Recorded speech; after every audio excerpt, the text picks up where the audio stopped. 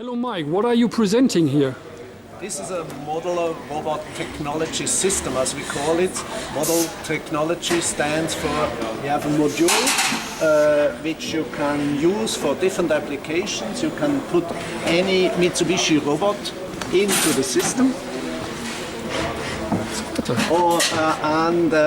You can have different applications, so you build up the stations in the robot cell, and this ecosystem you adapt them to your application for your needs.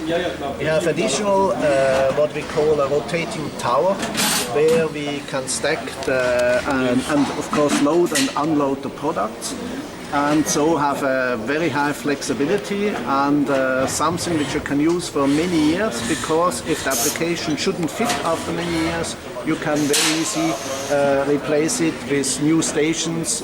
It could be another robot or the same robot with another gripper. What we see here is syringe handling, what is called in the pharma industry denester. Denester or renester is a product which is used to handle syringes. You can see here the syringes standing, or also the two possible formats. You have one what is now handled, the white cone, where the syringes normally are of course in the cone. For the exhibition we are moving without syringes for obvious reasons. The other format is what we call a nest, which is worldwide a standardized product, where you have the syringes in rows, and we have also again a sort of comb which we have as format part or another gripper to take up the syringes and again denest them over the rail, because normally on the machine here in this position there would of course be an opening and the rail coming out where the syringes would move out to the next machine. Right, so very interesting. What kind of Mitsubishi hardware are you using in this application? We are using a standard IQ system, so the IQ platform, and in this application we have two robot CPUs, a PLC CPU and a servo CPU. The servo CPU is used for the rotating tower, so there is a Mitsubishi servo to have a smooth but also very fast turning of the tower into an exact position for the robot. We have the two robot CPUs, obvious for the two robots, and the PLC system which controls the complete application and also the security system, etc. I saw a lot of this kind of solutions. Is it a solution out of the box here? I think the cabinet and everything is predefined and you can adjust it to different tasks? Correct, yes. It's built up as a standard robot cell, a standard electrical cabinet, where we have a plate which is finished assembled with the Mitsubishi components on it. We also have, of course, the robots, obvious, a standard component. Interesting is also that the rotating tower replaces actually what you normally on such a machine would have in form from conveyor belts, where you would have 3 or 4 meters of conveyor belt just to have the same autonomy as we have here with the rotating tower. I think, or better to say, I see here two robots, and I think it's very difficult to handle this, let's say, movement of the robots, everything. So the cell itself, it's well proven, no? Yes, correct, yes. The application which we show here, of course, the beauty of having the robots overhead as we are using it here, and something which you can do with most of the Mitsubishi robots as a standard. The beauty of it is, of course, that you need much less space, because you have the robots overhead and the complete platform under the robots you can use for your application. And that is why we, on such a small space, can build such an application, which normally would need 2 or 3 times the space. I saw you have several grippers inside the application. So how difficult is it to change, let's say, from one product to the other product? Well, this is really something which you have noticed, which is special about this machine. Probably you will not find another machine where you can change not just the format, but where you can change from combs to nest So I can show you how a format change goes, and you will be astonished how fast we can change from one format to the other, and not just a format, but to a completely other product or other packaging container, meaning the nest. So Mike, time is running. Okay. I press it. I'll stop the machine, open it, make a gripper change. Okay.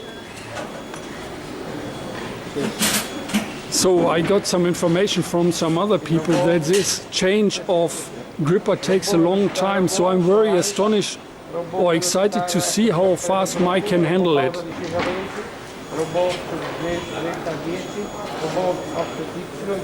So it's actually a very easy process. We have adapted the Mitsubishi gripper with all fast format change parts.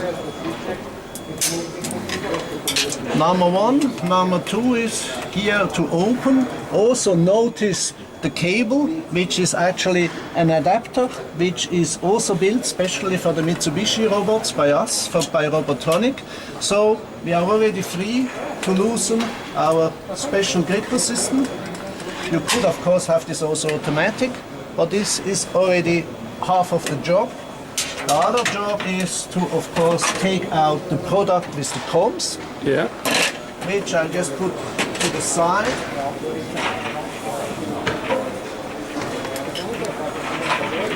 This is, just try and show this as demo, how we handle then out of the nest the syringes here. Now I, of course, have a small problem, which I'll just handle. I get rid of this. And so I can also show you how a comb would be handled, because this is the station where the robot will put in the combs. You can see, of course, the lower row is now already removed to a part, but in the next row the comb would move in here and take the next row. And all what we have to do is here actually is put this gripper on.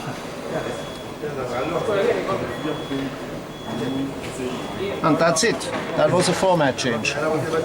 It's really great, and you see here now this gripper looks much simpler than the other one. No air pressure, no electrical elements. It seems that you also have a lot of know-how regarding the gripper handling and so on. Correct. So it's impressive. It's very important to think about what you have to do to build a machine which will run for many years. And the less movement parts, the less things you have which can of course break down, the more stable you will have over many years a machine running. And that we are trying in all consequences. If you look at our handling system for the empty tubs, that's probably the easiest way to do, and I can promise you it's absolutely stable. We have done this in machines for customers and it works perfect. I'll just show you what actually happens. I think I saw that the robot have done it before. It's really impressive. With such simple ideas, you can really solve complex solutions.